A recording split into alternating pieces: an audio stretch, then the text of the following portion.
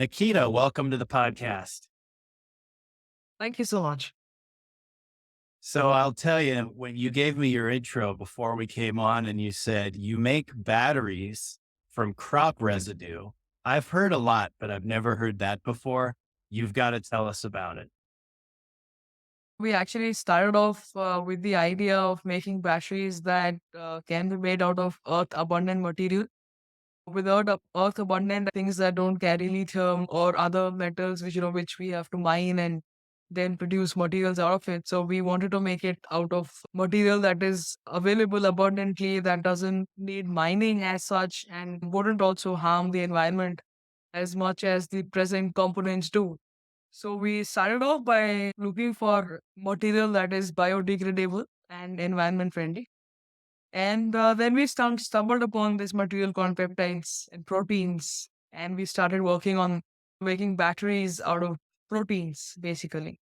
And in the parallel space, in the northern parts of India, there was a lot of crop residue burning. Once they harvest the crop, they actually burn it to clear the fields and then sow the next seeds.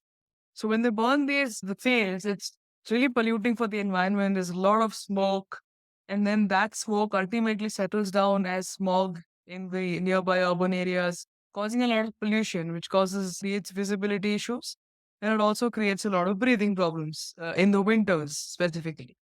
So we had that news creeping up around the national media in India, and we really wanted to do something to cater to that.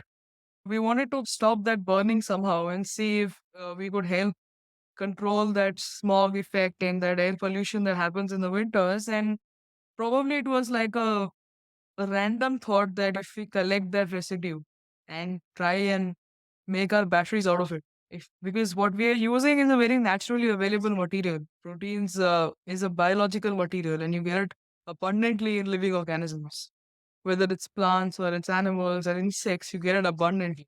So we thought, why not try and extract our raw material from there and see if we can make the batteries out of that crop waste, which is actually being burnt.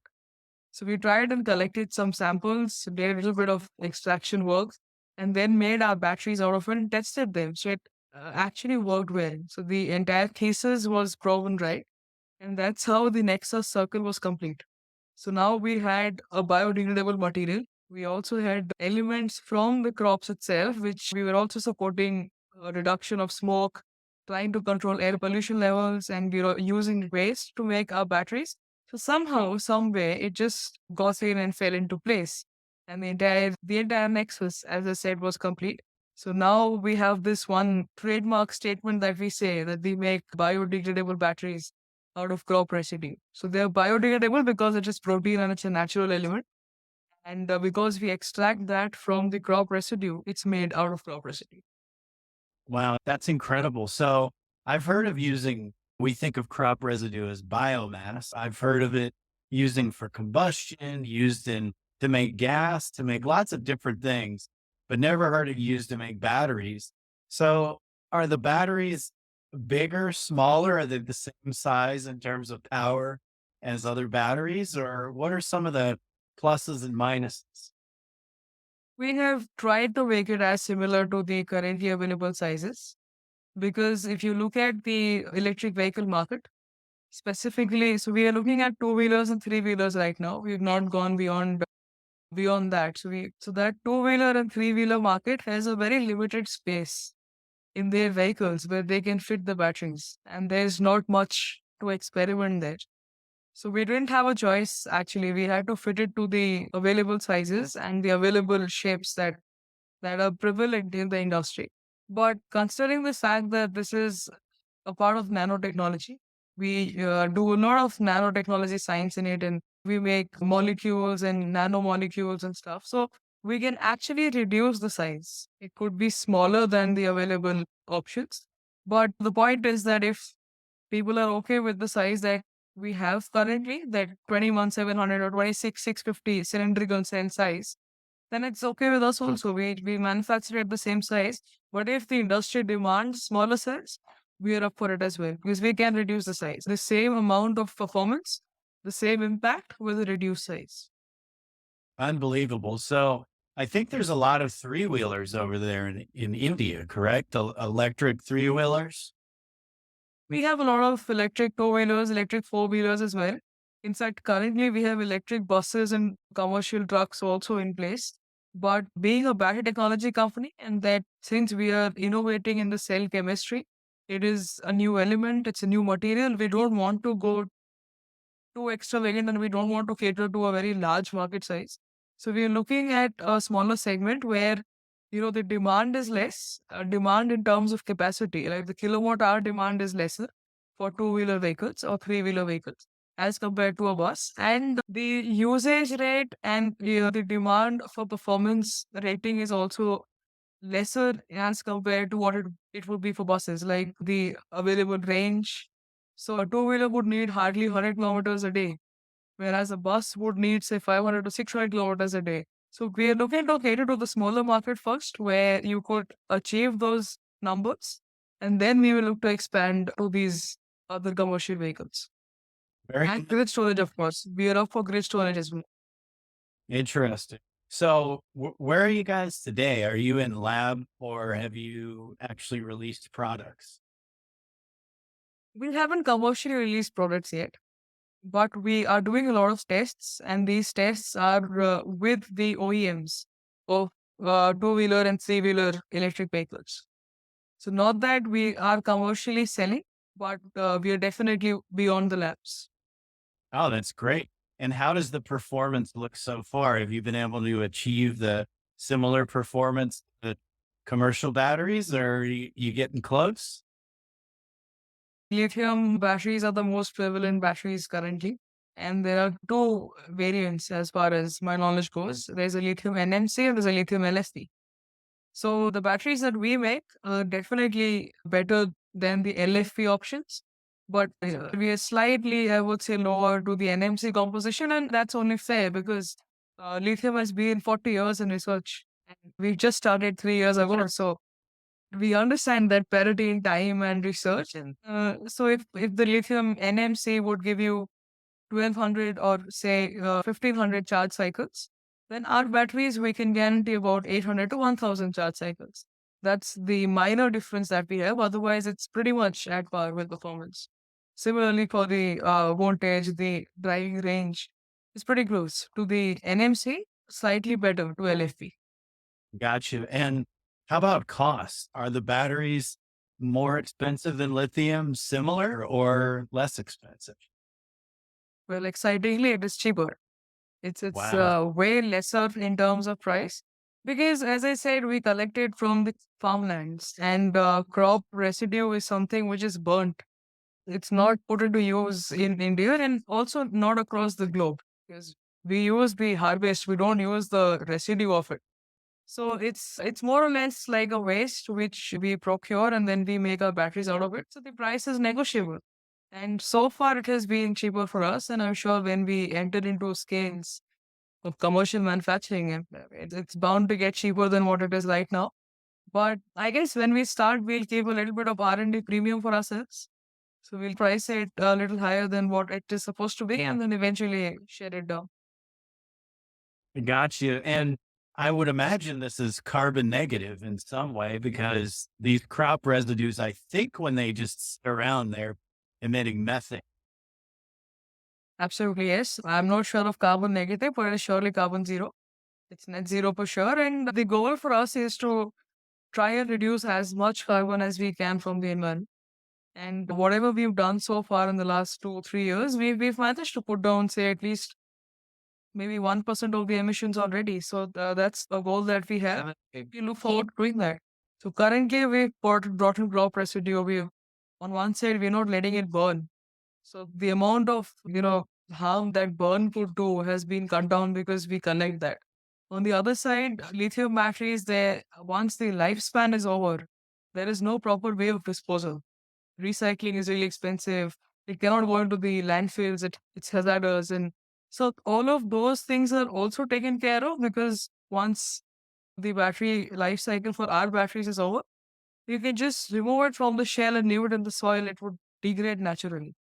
So there is no concern of a disposal as well. So we are trying to minimize environment harm as much as possible and from as many sides as possible. Wow, that's amazing. And I see from your profile that you've been a TEDx speaker. I'm not surprised given what you're doing because it's pretty revolutionary. What was it like giving a TED talk? Not too many people have done that before.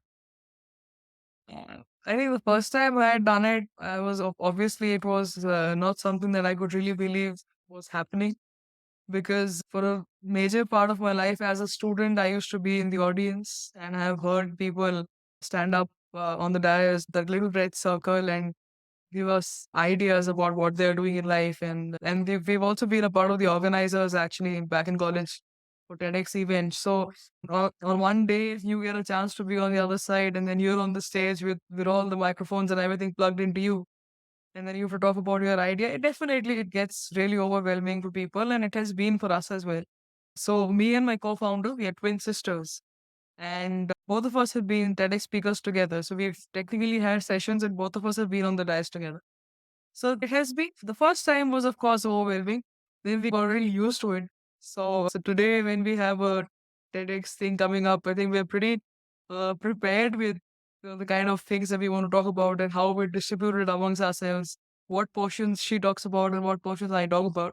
The first time we did, I think we were a little confused about that also. Who starts, who ends, where do you put what? It was a little confusing, but it was extremely fun.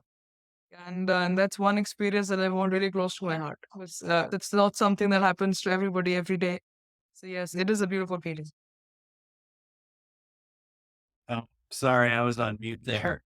That is, I had a little dog barking in the background. That's the fun of remote podcasting, right? So, but no, it's really cool that you have a twin sister. That's got to be a dream for investors because they get two for the price of one. Investors are always looking for a good deal. So, what is it like being a co-founder with your twin sister, and what roles do you guys fill that are different, or do you both stay in similar roles? We do distinctly different things in the company, and we play different roles. So my co-founder Nishita, she is the CEO of the company, and she takes care of all the finances, the investments, and the basic management aspect of the company is in her hands. And I take care of a lot of the R&D, the research, the innovation that happens. And I do also take care of a little bit of operations, and some part of marketing is in my hands. So a lot of these media interactions and certain portions of marketing is what I take care of as well. And being a co-founder with her, I think I'm so used to being with her all my life. So we've been together since childhood. We used to be in the same classes, in the same sections all our life. So I'm very used to having her by my side. And I was that kid in school who would copy her sister's assignments. So I think this is like a blessing to be working in a professional space by her side as well. So it gets easy for me for sure. She does a lot of paperwork and I just fit along with it. It's That's fun, great. and we do have our share of disagreements also. And being sisters, we end up fighting as well. But yeah, that's how it is. That's the fun of it. We enjoy balancing work and life beyond work together. Super cool. So, speaking of the investors, I understand you had some investors come into the business. Tell us about that. In fact, the investors coming into the business was a really interesting story. So we obviously, like startups these days, we do have this little inclination towards being a funded startup and raising equity investments. So like any other startup would do, we started approaching a lot of investors through the mails, through contact details. But the ones who actually came on the cap table were the ones who got in touch with us from their side. So interestingly, again, as I said, an interview had actually gone around in December 2020 on YouTube, and that was one of the first interactions that we had about what our work and what we plan to do. And looking at that interview, a lot of people had reached out to us in terms of investments, and that's how we got our first investment, because they liked the idea and they wanted to invest in the company. And apart from this, yes, I think Nishita and me, we're very passionate about what we do. And it's very close to our heart. So we ooze out that confidence in every word that we say, that we are sure of what we are doing, and we are pretty sure that it is going to make a big impact in the world. And that probably, I believe, yes, was something that the investors liked a lot as well.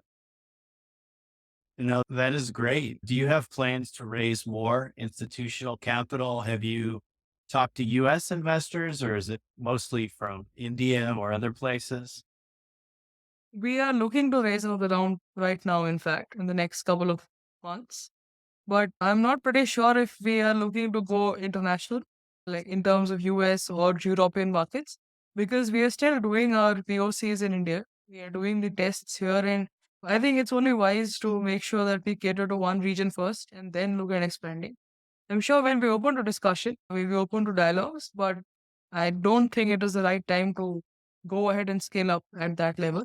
So once we make sure that we've got a good enough share in India itself in terms of market and in terms of our performance, I think that will be the time when we'll want to look out and cross borders and go ahead and spread our wings.